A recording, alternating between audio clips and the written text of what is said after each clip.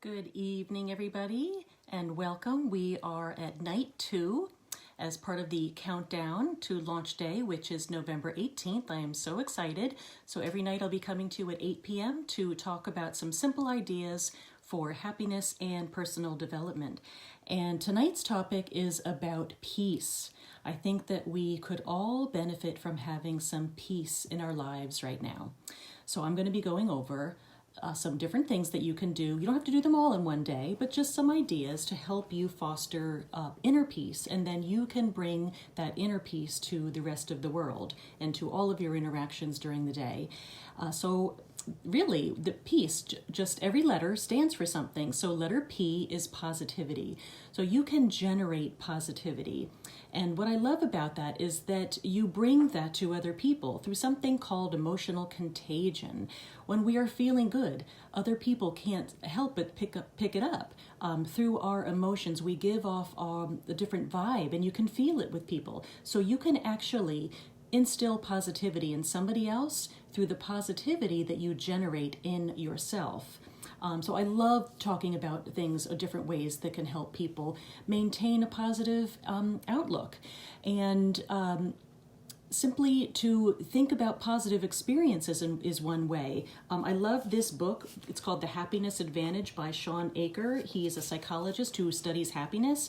And in that book, there's a study where people just 3 times a week journaled for about 20 minutes a positive experience, and they reported significantly improved moods simply by journaling about their positive experiences. And the great thing is that lasted 3 months later. So it's something so simple that you can do to generate positivity. Just sit down with some paper and a pen and think about something nice.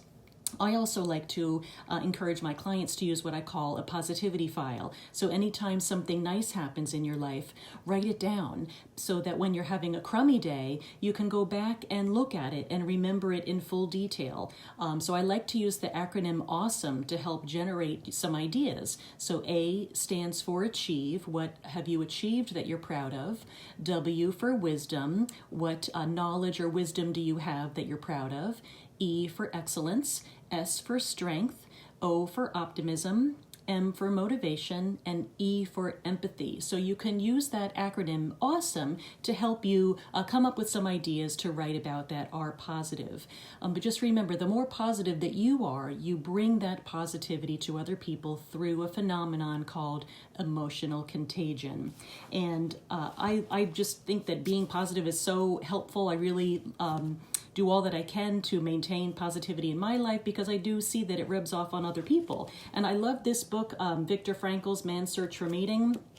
And he actually calls it tragic optimism, that during really tough times, maintaining that positive outlook can feel tragic sometimes. I just love the way that he coined that term, tragic optimism. Okay, so now moving on to letter E in peace. E is exercise. So every day it is so important to get some type of exercise. And this is even more important now that the weather's getting colder, people want to stay inside, but we might be really inclined to curl up with a blanket and a hot beverage, but even now more than ever, we need to get outside and get some fresh air. So anything that you can do, it doesn't have to be for an hour, it could be even for 5 minutes to bundle up and get some fresh air. But in some way to get exercise every day. And with technology, there is so much at your fingertips. You could Google all sorts of new things. You could do a Pilates workout. You could do stretching, yoga, so many great things right at your fingertips to get some exercise. And even just walking around the house, if you're at your desk all day, get up for a few minutes and just make sure that you make every hour. You could set your timer to go off and just remind yourself to do some walking. And in fact, if you do that, if you're working on a project and you're a difficult assignment or something and you're trying to problem solve, the research actually shows that if you get up and walk with that problem in your mind, you are much more likely to come up with a creative response if you're moving than if you stayed at your desk and made you sit there and think. So just another benefit of getting up and moving. If you have a problem you're working on, think about that problem while you're moving and you will come up with a more creative outcome. All right, let's move on to letter A in peace. A is for achieve. What small thing can you achieve every day? We feel more productive when we can achieve something, and keep it simple. Some days that might be just taking a shower or making a healthy meal. But if you're feeling more, more motivated to get something done, you could come up with 3 simple goals that you want to achieve by the end of the day.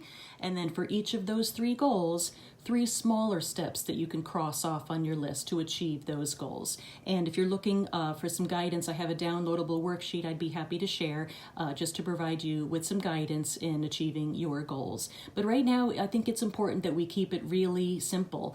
There are some days when you might be lacking in energy, and it's really important to have self-compassion. So on the days that you don't feel like doing anything, that's okay. And think about what you might say to your best friend who is feeling that way, or what might your best friend say to you. But just remember to have self-compassion on the days that you really don't feel like doing anything, and that's okay. Letter C in P.E.A.C.E is for connection. Every day, make a point to connect with at least 2 people. And I like using the idea of thinking about one person who just thinking about that person's name makes you feel good, and then reach out to that person. And then think about one person who you think could benefit from hearing from you, someone who might be feeling lonely or down, going through a loss, anybody who might benefit from hearing from you.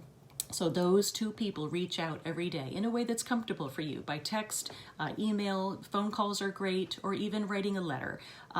Another great idea is to scroll through your Facebook messages or your texts, because those are in chronological order.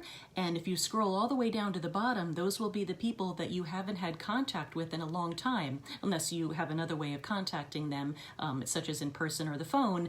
But if you look at those lists, that might be someone that you may have not had contact with in years. So that would be a really neat person to reach out to and reignite that relationship.